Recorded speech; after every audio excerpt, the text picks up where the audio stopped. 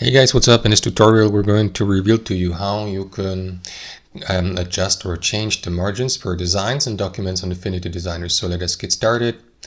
Alright guys, so what you want to do is navigate to your document on Affinity, then click into View here at the top, hover your mouse over Margins and Guides, click into it, and then adjust the margin settings here. So you can set a margin, for example, for the left, right, bottom and top, by clicking into these plus or up and down arrows.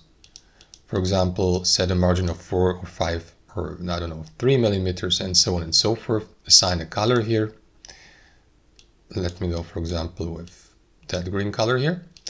Now, if you'd like to add separate or assign separate margins for each side, you would have to unlink these sides by clicking into this button. And now let me go, for example, with 4 millimeters to the left, 4 to the right as well, and leave it at 5 at the top and at the bottom. Confirm by clicking into close to apply this, and there you have the document margin assigned to your design. That's how it works.